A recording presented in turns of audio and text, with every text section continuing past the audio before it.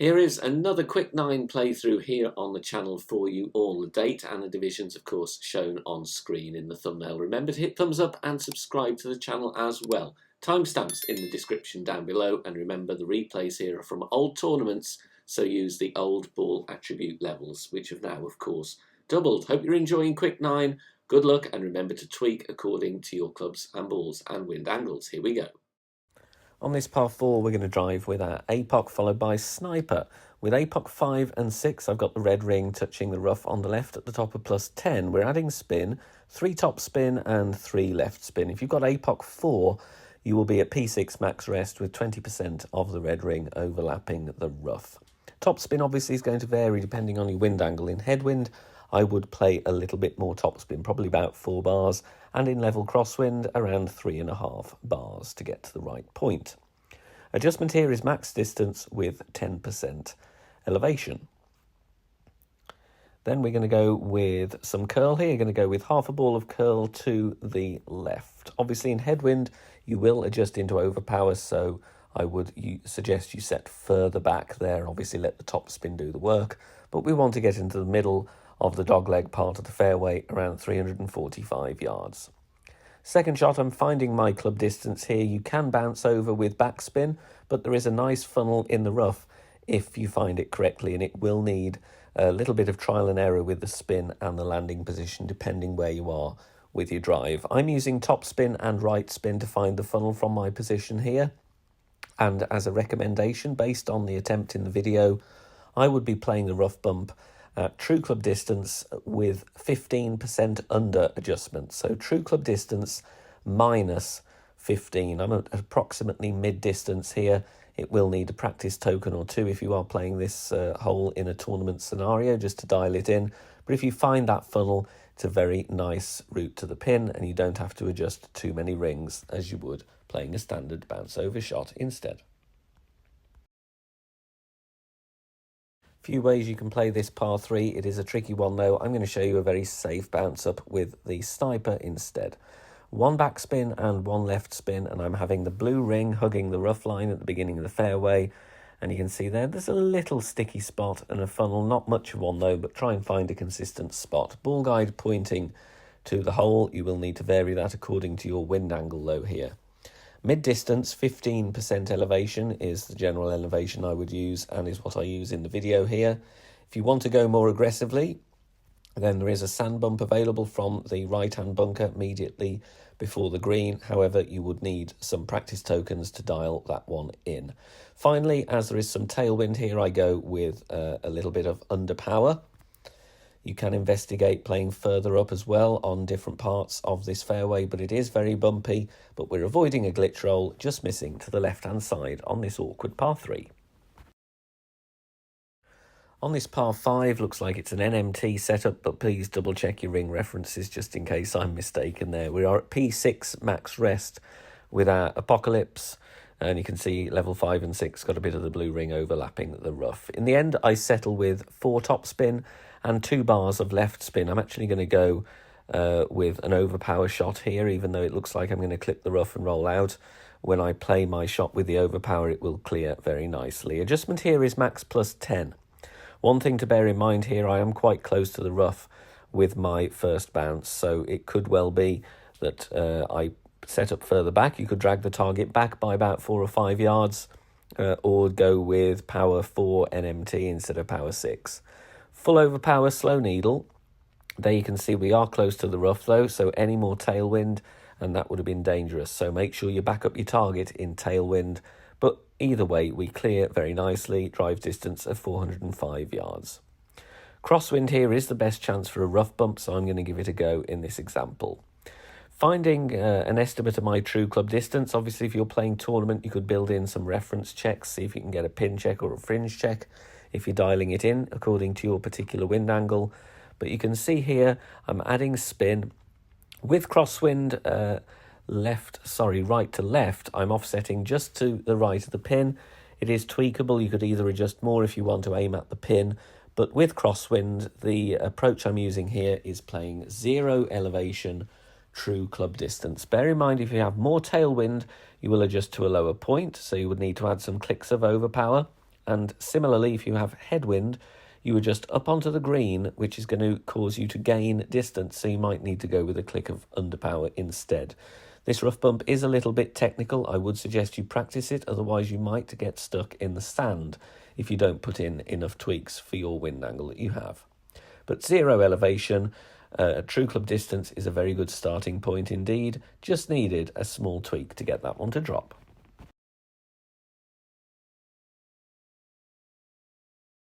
Now, if you want to support us on Patreon, you can do so. Details on the screen now. As part of your perks on certain days for the Quick Nines, there will be some Patreon exclusive Master General playthroughs for those holes used. So make sure you check us out there. On this par 3, any hint of headwind, I'm going to bounce over from the minimum distance line with the sniper. In tailwind, though, with a power 6 ball, this is not going to be possible. You will need to play a backspin shot from nearer the pin, the other side of the bunker. So at the min line, adding spin accordingly, a little bit of backspin, a little bit of side spin in this wind angle. It is almost straight crosswind, but there is enough headwind elements so not to adjust on the min line. And the adjustment I'm going with here is min plus 30. It is a fair old adjust. You will need to tweak the position of the ball guide depending on your wind angle.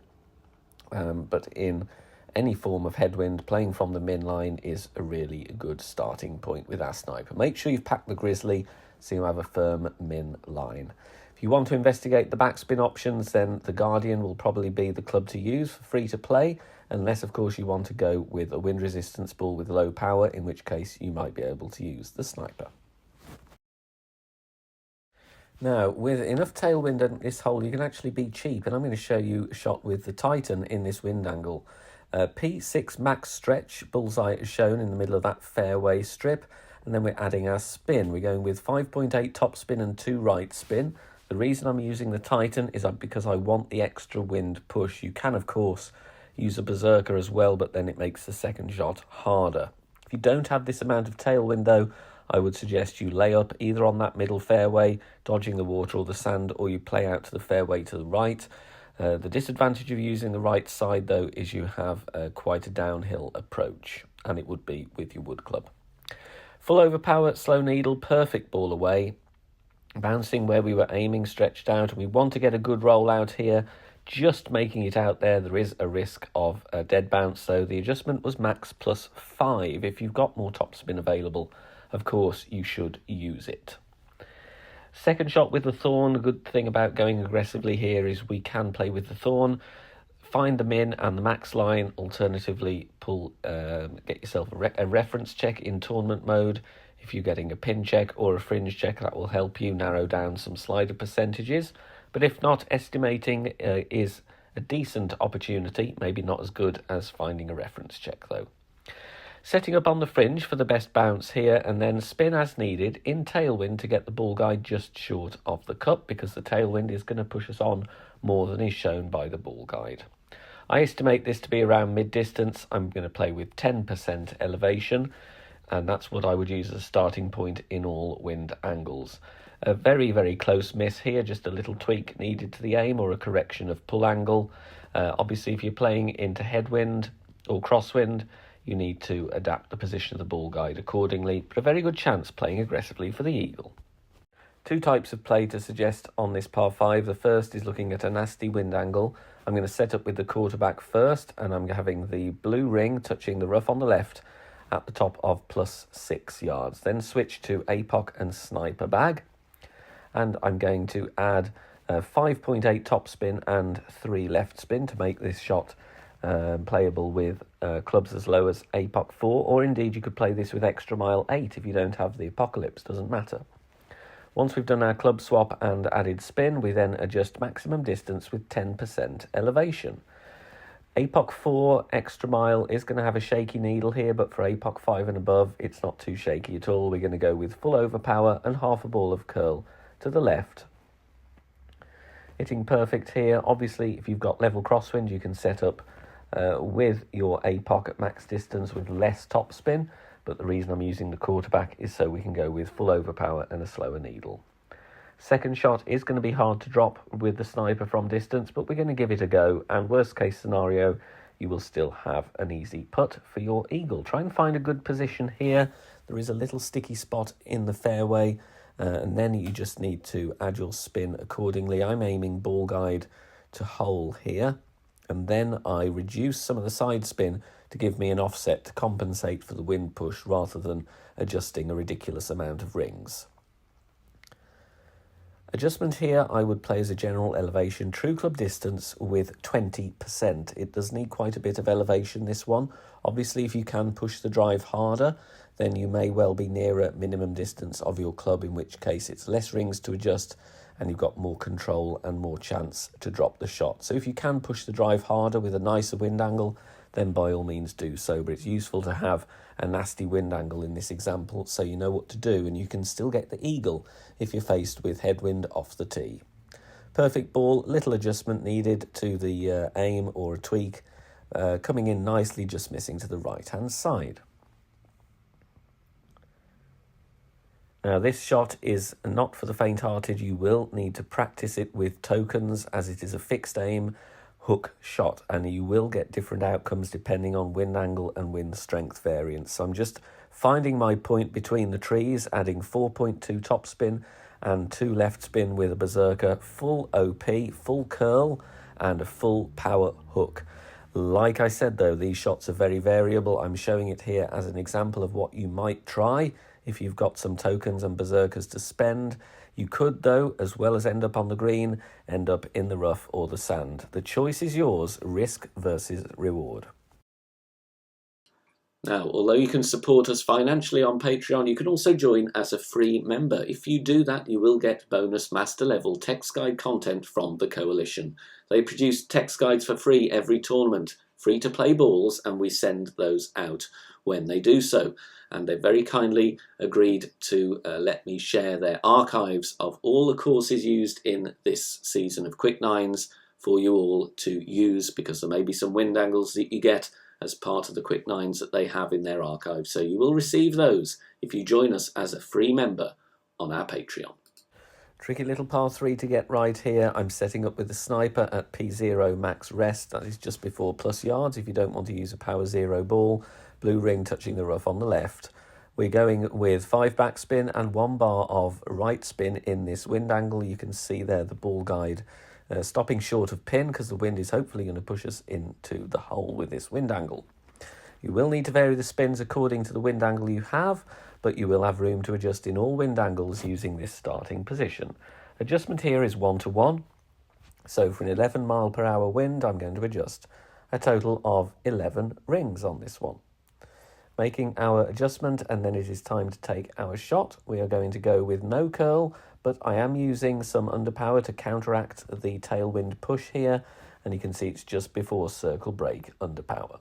Perfect ball away, and then we are landing nicely on that flattish piece of fairway. Just a small tweak needed, but the speed is very good on this very difficult par 3.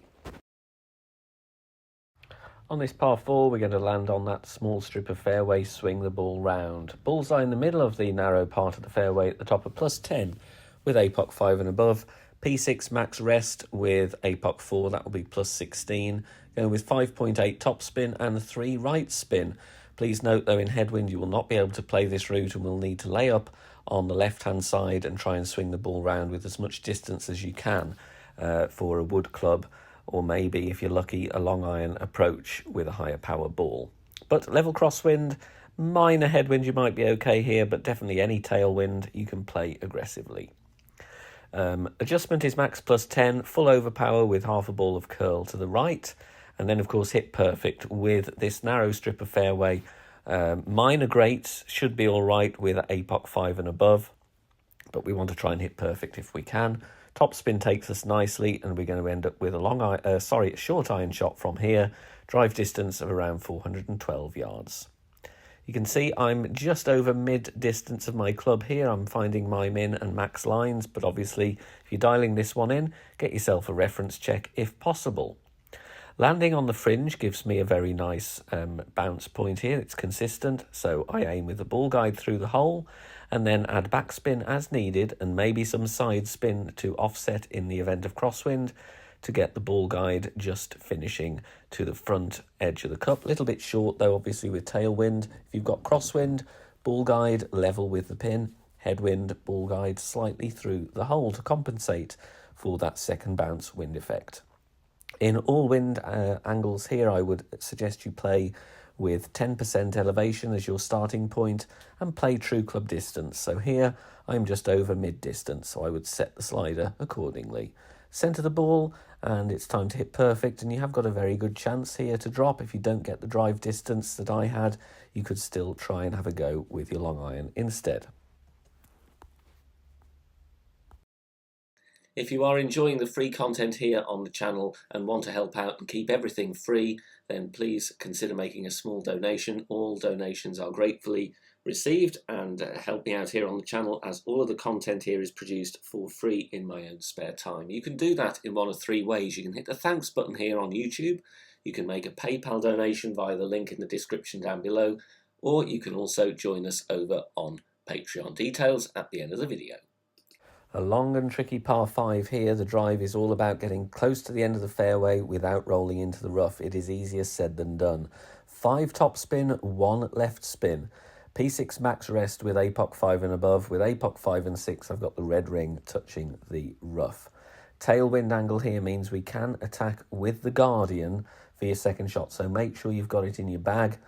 You can still get to green in 2 with the sniper in crosswind as well, but you'd obviously have to bounce over the water. But the drive here, max plus 10, and then we are taking our shot. Again, like I say, it's very, very difficult to get consistent yardage here. You don't want to roll too long, so a practice token is advised. You want to pull up just before the end of the fairway.